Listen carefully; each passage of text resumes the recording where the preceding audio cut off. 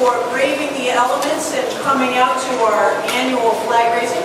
Although I would say this is the first time that we've had this event since I have been active in it, which dates back to my first year on the Common Council in 2001. It's the first time that we've had it indoors, but we're happy to have it here. So with that, let me turn it over to Chris Shepherd.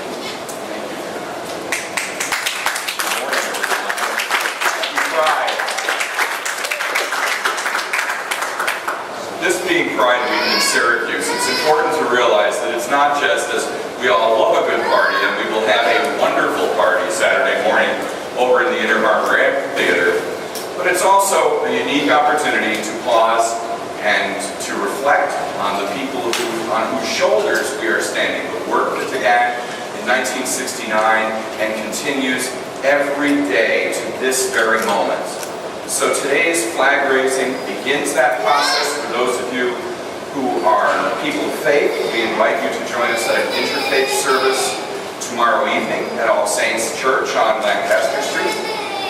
Thursday night, we will be showing a story that will hopefully affect all of our lives, much like Loving versus Virginia did a generation ago. It's the story of Thea and Edie, the two women who are among the two cases in front of the Supreme Court that we will hear about in the next 10 days. And then finally, Saturday morning, we will have our annual parade, which, with much thanks to the staff at Destiny USA, will begin in their southeastern parking lot and then move down Bear Street and across Kirkpatrick to that beautiful amphitheater that was a wise investment in trying to bring this city new things to show off as Central New Yorkers. So I hope you can join us for any and all of these events. Right now, I'd like to also introduce to you a dear friend, but also one of the co-worker bees of CNY Pride, our chair, Dr. Bruce Carter.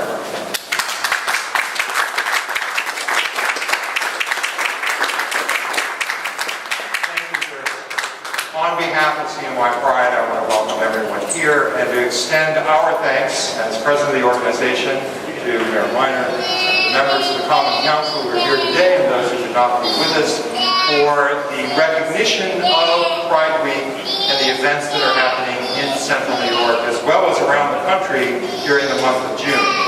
It's a long, hard struggle to get here, both in terms of equality for all people, as well as equality for the gay and lesbian, transgender, and queer population in Central New York.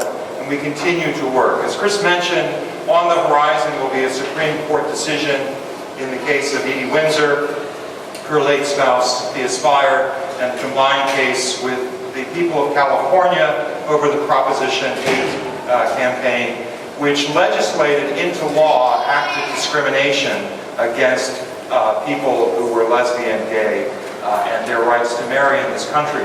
We've been fighting for marriage equality for a long time.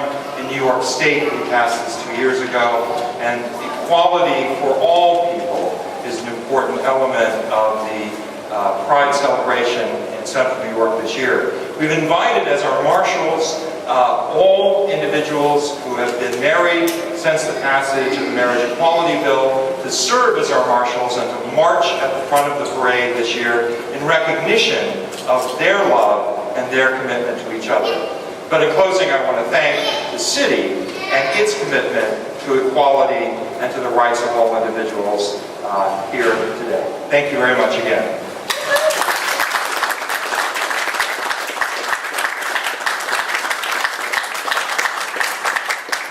Now for a few remarks and the presentation of the proclamation. A friend who needs absolutely no introduction because she's been at these things for years and years and years, our Mayor, Stephanie A. Miner.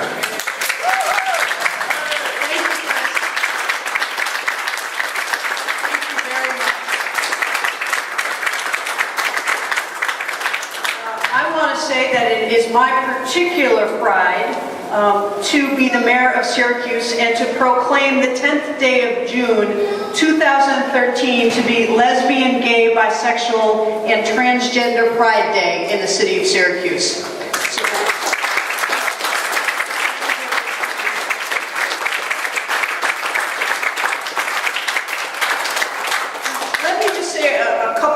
remarks. It should not be lost on any of us present here today the great strides that we have made towards equality. And you don't have to think back to the 70s or the 80s, you have to think back to years. And in fact, I remember on this very day, 2 years ago, saying, we are going to have marriage equality. And we wanted to have it on Gay Pride Day, but we didn't have it. And saying to all of you that you would be present when we did have it, and that we would celebrate that. I say that to you so you have the understanding and remember that these things happen and progress happens because we all put our shoulder to it and work towards it. The arc of history bends towards progress, as Dr. King said, not on its own, but because people of goodwill decide that it is important for themselves and for their community. And so with the issue of equality and human rights in New York State and in our country, we are very privileged to be living at a time where our feelings about it and our work matters. So as you start this week of celebration, take a moment to thank yourself for your advocacy, because it has mattered. And there are few things in life where you can say, my advocacy really did change not just statewide policy, but national policy. And your advocacy has done that. But I said take a brief moment, because the next moment I'm going to ask you to redouble your efforts to make sure that gays and lesbians and transgendered people in our country and in our world understand that they should have and will have the same rights that we all believe to be sacred and inalienable to human beings. So, congratulations. Thank you for your advocacy work. It matters. And thank you for making our city a better place, our state a better place, our country a better place, and clearly, I'm sure, having a great party on Saturday, too, that I look forward to. So, congratulations.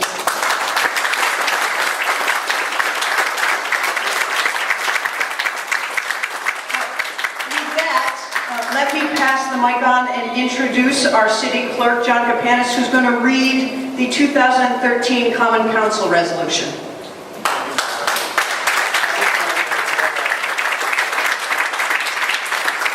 My distinct privilege and pleasure to read this resolution on behalf of a united and unanimous Common Council.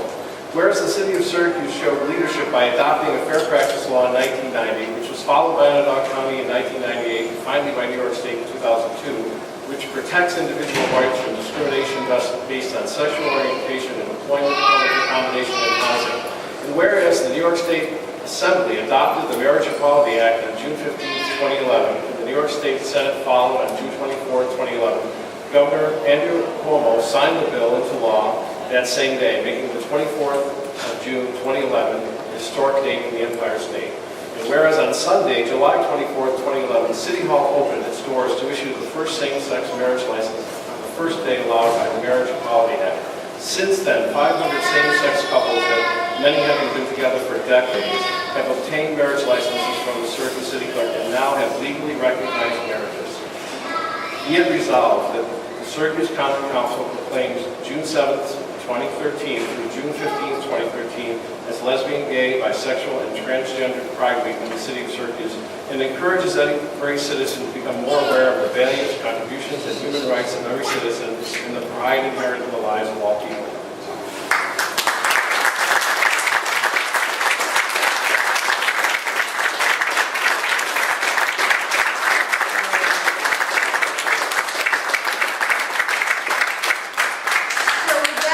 We are going to ask those of you who would like to join us outside as we raise the rainbow flag.